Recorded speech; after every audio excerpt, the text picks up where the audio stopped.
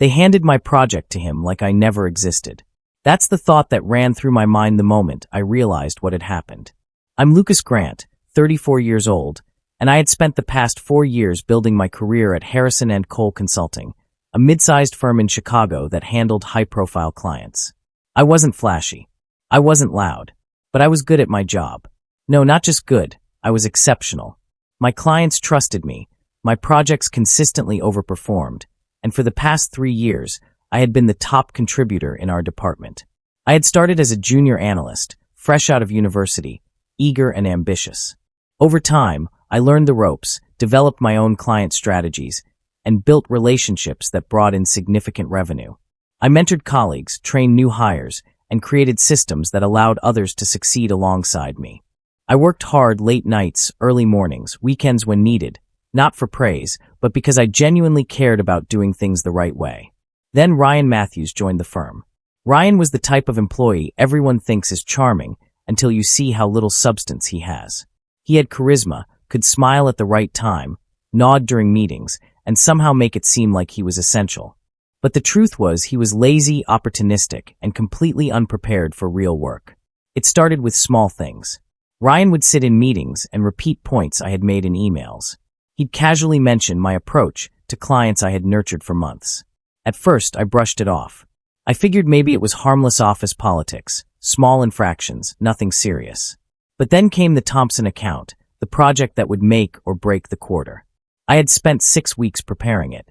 Every detail meticulously documented, every presentation carefully rehearsed, every client concern anticipated and addressed.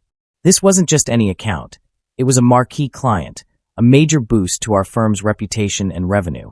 The moment I walked into the conference room for the presentation, I was proud of my work. And then I saw Ryan sitting at the head of the table, smirking. Our manager, Simon Hart, stood at the front, clearing his throat.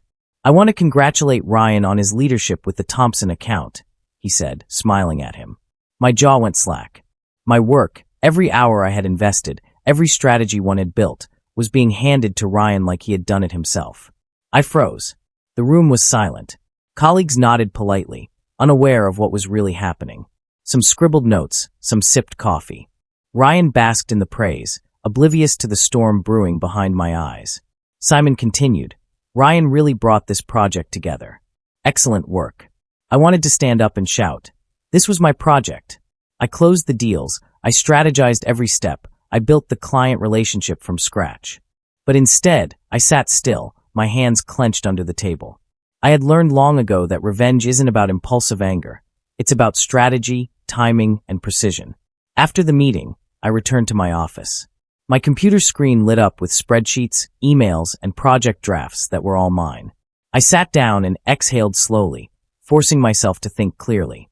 I had worked for 4 years building a career based on integrity and results, and now, a single act of theft from my manager and Ryan had the potential to undo everything. I started reviewing my emails, timestamps, and client communications. Everything was documented. Every client meeting, every proposal, every piece of work had a record. I realized then that my advantage was in proof. I had everything I needed to show who had actually done the work. But before I could act, I needed to understand the full extent of the betrayal. I reached out discreetly to colleagues who had witnessed my contributions. Maria, my mentor and the senior consultant who had joined the firm a year before me, had noticed Ryan taking credit for my work in other smaller projects. "Lucas, he's done this before," she said quietly over coffee one afternoon. "And Simon is letting it happen because it makes him look like the one in control." I had dismissed her warnings at first, assuming she was exaggerating. But now, after the Thompson presentation, I realized the truth. Simon had an insecure ego, and Ryan was the perfect tool for him. Someone who could be placed in the spotlight without challenging authority. I spent the evening going through every project from the last 2 years. Email threads, proposal drafts, client communications, notes from meetings, spreadsheet updates, everything. Each document painted the same story. I was the driving force behind nearly every major client success, and yet Ryan and Simon had successfully constructed a narrative where I appeared expendable. The following day, I called Maria to meet at a quiet cafe before the office opened. She had been tracking this quietly for months. Together, we built a timeline of contributions, credit, and recognition, or lack thereof. The sheer volume of evidence was staggering.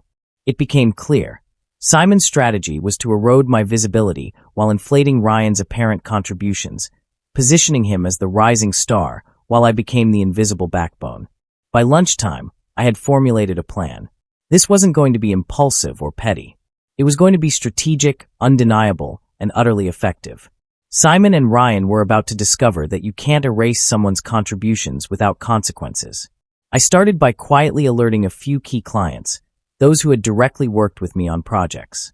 I kept it professional, no anger, no personal attacks, just a gentle reminder of my continued role in managing their accounts and ensuring that the work they valued remained uninterrupted. The responses were immediate. They were confused at first, then reassured me they had noticed changes in internal communication and were grateful for clarity. Next, I documented every instance where Ryan had claimed credit. Dates, emails, meeting notes, project files, all meticulously organized. By the end of the week, I had a dossier that was impossible to ignore. It clearly showed who had contributed what, with proof for each major project, each client relationship, and each deliverable. Meanwhile, Simon started noticing cracks. Ryan struggled during client calls, fumbling details I had already anticipated and addressed months ago. The illusion that he had been the mastermind behind the Thompson account began to crumble. Simon, unaware of how carefully I had been documenting everything, started sweating under the weight of the exposure. By Friday afternoon, the stage was set. I requested a meeting with Simon, not to beg or argue, but to present the undeniable proof of my contributions and the consequences of the deception he had perpetuated. I knew that once he saw the scope of the evidence, he couldn't dismiss it. When he arrived, I opened my organized folder, placing it neatly on the table. "Simon," I said calmly, "you've misrepresented the work I've done over the past 2 years. Here's the full record."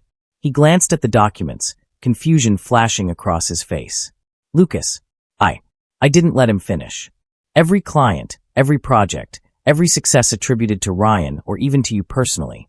Proof here. Emails, proposals, meeting notes. It's all here." The color drained from his face. For the first time, I saw genuine fear. Ryan, who had been standing nearby, finally realized he was caught in a lie he couldn't spin. And in that moment, I felt a quiet satisfaction. This wasn't just about reclaiming credit. It was about justice, recognition, and showing that skill, dedication, and integrity cannot be ignored or stolen without consequence. By the end of the week, the impact was staggering. Clients returned to their original account structures. Upper management demanded a review. Ryan's credibility collapsed. Simon's manipulation was exposed, and he faced internal investigation. I had quietly orchestrated the ultimate exposure without a single moment of rash behavior, just patience, documentation, and strategic action. That day, I realized something important. Revenge isn't about anger. It's about precision. It's about ensuring the truth comes out in a way that cannot be denied. And sometimes, the best revenge is simply allowing incompetence and deceit to destroy itself while you remain untouchable. The morning after the Thompson account fiasco, the office felt different, like the air itself was holding its breath. I didn't have an official desk there anymore, but I returned anyway. Not to beg, not to plead, but to see who else might be paying attention. After all, a betrayal this blatant rarely goes unnoticed. I walked past the open-plan workspace, nodding to a few colleagues who shot me curious glances. "Lucas," someone whispered. "Did you?" I just smiled, keeping my poker face. The whispers followed me like shadows. Every person I had mentored, every teammate I had trained, was suddenly seeing the cracks in Simon's story. And cracks, I knew, could turn into avalanches. Maria was the first to pull me aside. "We need to talk," she said, her voice tight but excited. Her laptop was already open, spreadsheets and emails spread across the table. I've been digging further, cross-referencing every major account over the past 3 years. The pattern is worse than we thought. She pointed to a spreadsheet filled with red highlights. Each one represented a project or client I had developed, meticulously documented in our internal communications, yet credited elsewhere. "Here," she said, tapping a cell. "The Carlson account. You were the lead strategist." Simon reported it as a team effort, with Ryan as the primary point of contact. Same story with at least 8 other major accounts. If we present this correctly, upper management will have no choice but to investigate. I leaned over, tracing lines of emails, meeting notes, and client updates. My heart pounded, not with fear, but with anticipation. For the first time in weeks, I felt in control. Strategy, preparation, patience, that's what turned betrayal into power. Here's what we do, I said. We don't act impulsively. We build a dossier. Every account, every client, every interaction where credit was stolen gets documented. Every time Ryan took my work and Simon claimed it as his own, we have proof. Then we expose it. Maria nodded. We'll need more than emails. Screenshots, timestamped documents, client confirmations. This has to be airtight. If Simon catches wind of this before we're ready, he'll bury the evidence and spin it further. Over the next few days, we worked quietly, meticulously. Jessica, Nathan, and David, the team members who had respected my work, became unwitting allies. They weren't as deeply wronged as I was, but they were smart enough to see who was really running the department. I instructed them to remain calm, to continue their work as normal, and to document anything unusual. Every day, I observed Simon and Ryan. Their confidence was fragile. Ryan struggled to answer client questions, misremembered project details, and fumbled through presentations I had already perfected. Simon grew increasingly agitated, pacing the office, muttering about deadlines, budgets, and keeping the team in line. The cracks were widening, and I was watching, collecting proof, making note of each misstep. One evening, Maria and I stayed behind long after everyone else had left. She had pulled up client emails, showing instances where Ryan had falsely claimed progress or solutions I had provided. Look at this, she said, highlighting a chain of messages from a high-profile client. Ryan claimed he designed the strategy for the Westbridge merger. You literally wrote every plan and conducted all the meetings. I smiled faintly. And tomorrow morning, we make sure Victoria Hayes sees it. She needs to understand the scale of what's been happening. Victoria Hayes was the CEO, a woman who prided herself on results and integrity. Simon had spun his narrative carefully, painting me as a difficult, individualistic employee while inflating Ryan's competence. But numbers and proof are hard to argue with, and I knew Victoria's instincts would recognize the truth once it was laid out clearly. That night, I went home and reviewed my own contributions quietly. I made a detailed ledger. Every client interaction, every proposal, every project timeline. I compared it with internal reports, identifying where Simon had misattributed credit. I realized just how much of the department's success had rested on my shoulders. The thought could have been overwhelming, but instead it fueled a calm, calculated focus. The next morning, the atmosphere in the office was tense. Simon was already in his office, his brow furrowed, muttering to Ryan. They didn't notice me as I walked past, carrying my laptop and notes, looking like an ordinary consultant checking in. Maria met me in the break room. She was tense but smiling. Everything's ready. The folder, the client confirmations, the email chains, the timestamps. If Simon tries to interrupt, we have it all in order. We assembled in the conference room farthest from Simon's office. Jessica, Nathan, and David were already there, looking nervous but determined. I addressed them directly in a calm, measured voice, as though speaking to a group of professionals ready to witness a crucial moment in history. Everyone, I began. You've seen how Simon and Ryan have manipulated our contributions and taken credit for work you and I have done. Today, we change that narrative. We show upper management the truth. Every email, every proposal, every client communication is documented. The evidence is irrefutable. And when this is over, Simon will understand that you cannot erase hard work without consequence. The team nodded, a mix of anxiety and anticipation in their expressions. They had all felt it, being overshadowed, ignored, or miscredited, but seeing the scale of the deceit laid bare in front of them made the injustice tangible.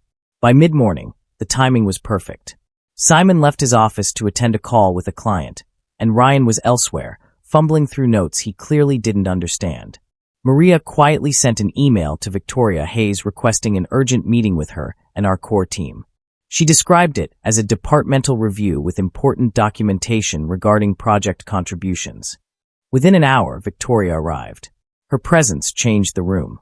Calm, sharp, and commanding, she immediately assessed the tension in the room. Simon and Ryan had no idea what was about to hit them. Maria opened the folder. She went account by account, client by client, showing Victoria the discrepancies between reported contributions and actual work. Email chains, timestamped documents, client confirmations. Everything was there. Victoria's eyes widened as the scope became clear. This is incredible, she said quietly. I had no idea. Simon, can you explain these discrepancies? Simon stammered. Ryan froze. Neither had anticipated this level of scrutiny. Every word they had spun to upper management, every fabricated claim of contribution, crumbled under the weight of evidence.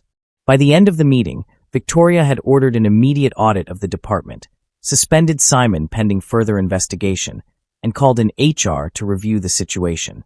The ripple effect was swift. Clients were contacted, team members were recognized for their actual contributions, and the narrative Simon had built over years collapsed in a single morning. As I walked out of the building later that afternoon, I felt a quiet satisfaction.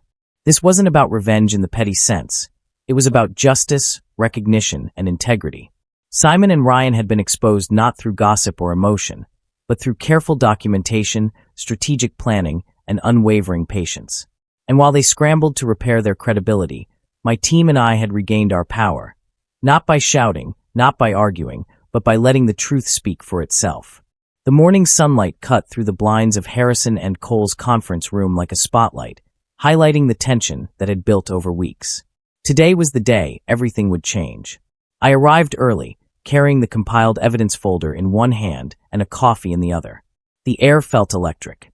Maria, Jessica, Nathan, and David were already in the room, reviewing documents, emails, and client confirmations one last time. Every face was taut with anticipation, yet calm under pressure. The calm wasn't fear, it was the confidence of knowing you're right, and the proof is undeniable. Simon and Ryan were oblivious to what was about to unfold. Simon, the architect of manipulation, had strutted into the office that morning as if nothing had happened. Ryan, his unwitting accomplice, followed in his wake, trying to maintain the illusion of competence he had built on someone else's hard work. Maria opened the folder and began her presentation. Victoria, she said, we've compiled documentation of the discrepancies between reported contributions and actual work completed for all major accounts over the past 2 years. What you're about to see is detailed and undeniable. Victoria Hayes, the CEO, leaned forward, her expression a mixture of curiosity and disbelief. Simon shifted uncomfortably in his chair, glancing at Ryan with a mix of frustration and panic. We went account by account. Every client, every project, every proposal, meticulously documented. Emails with timestamps, meeting notes, project drafts, all pointed to the same truth. Ryan had claimed credit for work that was undeniably mine, while Simon had presented inflated performance numbers to upper management. The room was silent except for Maria's measured narration. Here, for example, she continued, pointing to the Thompson account documentation, you'll see the emails confirming that Lucas developed the client strategy, conducted meetings, and designed the deliverables. Ryan was copied, not the lead.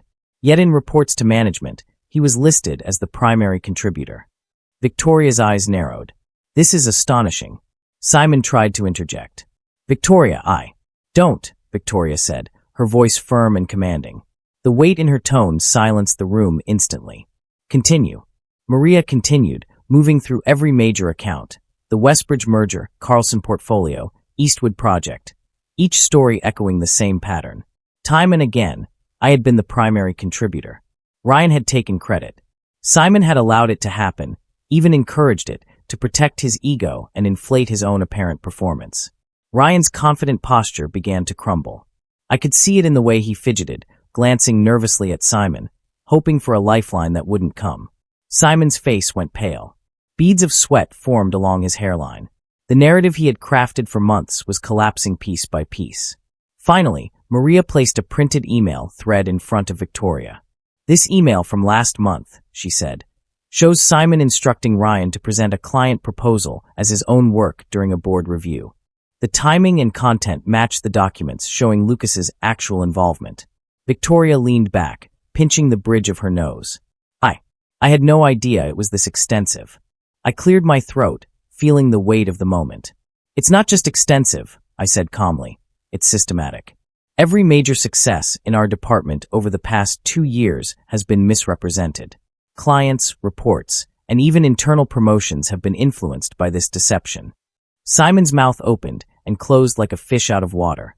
Ryan swallowed hard. No words could undo the avalanche that had begun. Victoria rose, motioning for Simon and Ryan to follow her. "You're both suspended," she said crisply. "Effective immediately. HR will conduct a full investigation, and we will review all department performance reports for the past 2 years. Do not return to the office until cleared." The room emptied quickly. Clients were contacted, and the team's contributions were formally recognized. Emails went out acknowledging who had actually led projects. Victoria asked me to remain for a follow-up discussion, clearly wanting my insight on how the department had functioned under the surface. As I walked through the office, colleagues watched in awe. Some whispered congratulations. Others offered small smiles of relief. Nathan's expression said it all. Justice had been served, and the truth was finally out. By mid-afternoon, the ripple effect had begun.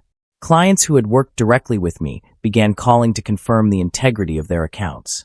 They were appalled to learn of the deception, but reassured that their projects were secure. A few high-profile clients even hinted at reconsidering their future engagements if the leadership issue hadn't been addressed. Exactly the leverage we had anticipated. Maria and I debriefed in a quiet corner. "Lucas," she said, exhaling, "this is going to hit Harrison and Cole hard. Simon and Ryan have systematically undervalued your work and that of several other team members. Upper management can't ignore this." "I know," I said. "And it's not just about me. It's about the integrity of the department. If this happened once, it could happen again. That's what needs to change." By the end of the day, Simon's desk was empty, and Ryan had been reassigned temporarily while the investigation continued. HR was fielding questions nonstop, and the CEO personally sent an email acknowledging the department's contributions and promising a full review. But the best part, the part that brought a quiet smile to my face, was watching the truth reverberate through the organization. Employees who had felt powerless were now realizing that diligence, competence, and integrity could not be erased by manipulation. That evening, I received calls from every teammate, Maria, Jessica, Nathan, David. Excitement, relief, and a sense of vindication filled their voices. "Lucas," Maria said, "we did it." "You did it." "No," I corrected gently. "We did it together. You helped me build the proof. You helped me expose the truth. The difference is, now the company knows exactly who is responsible for its success." And as I drove home, I reflected on the lesson this had taught me. True revenge isn't about bitterness or anger. It's about precision, strategy, and letting the truth speak for itself. Simon and Ryan had built their lives and careers on deception and insecurity. Today, both had been exposed, humiliated, and held accountable. Meanwhile, the team I had built, the people who had trusted me, learned from me, and worked alongside me, had their worth finally recognized. And I realized something else. The greatest victory wasn't just proving Simon wrong. It was restoring balance, justice, and respect in a place where honesty had been undervalued for too long. The days following the exposure were surreal. Harrison and Cole's offices buzzed with investigation teams, auditors, and HR managers poring over years of data.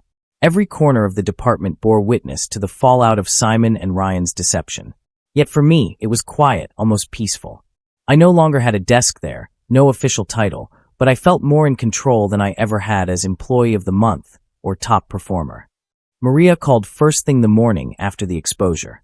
"Lucas, you should see it," she said, barely able to contain her excitement. "Clients are calling in to confirm relationships. Some are requesting transfers to teams they trust, teams led by actual contributors. It's chaos for them, but it's perfect justice." I smiled. Let them deal with the mess. That's exactly what they deserve. Victoria Hayes requested a private meeting. She didn't mince words. "Lucas, I owe you an apology," she began. "The audit confirmed what you and your team presented. Simon Fletcher's fraud and misrepresentation went beyond anything I imagined. You've not only been wronged, you've been instrumental in revealing systemic issues that could have cost the company millions more." Her next words carried weight. "I want you to return to rebuild the department.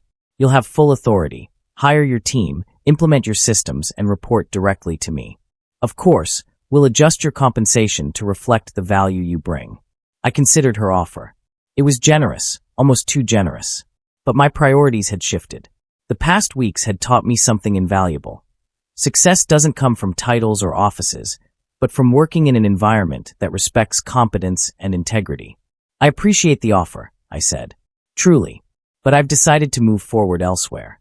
Bright Marsh Consulting has extended a partnership opportunity, and several colleagues I trust, Maria, Jessica, Nathan, David, will join me. We're building something where contribution is recognized, where talent isn't punished for exceeding expectations. Victoria paused, then nodded slowly. I understand. I respect your decision. Thank you for exposing the truth and protecting your team. By that afternoon, news of Simon Fletcher's suspension and investigation had leaked throughout Denver's financial community.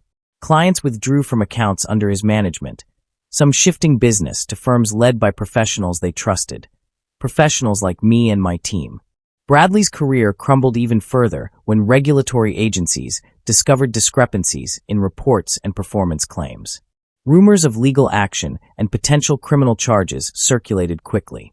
The team I had built, the people who had believed in me, who had documented and supported the truth, thrived. Maria secured a senior position at Bright Marsh. Jessica, Nathan, and David transitioned with her, taking on leadership roles in a firm that valued their talent. And me? I had no regrets. I had orchestrated a subtle but devastating exposure, but the real victory wasn't humiliation. It was freedom, respect, and opportunity. Weeks later, I reflected on the lessons of the ordeal. Being too good at your job can make enemies, even within your own company. But preparation, documentation, patience, and strategic thinking transform betrayal into power. The people who tried to undermine you rarely anticipate how effectively the truth can be wielded. In the quiet of my new office at Bright Marsh Consulting, I opened an email from a former client. Lucas, thank you for everything. Your integrity, your diligence, and your leadership are unmatched. We want to continue working with you. I smiled, closing the email and leaning back in my chair.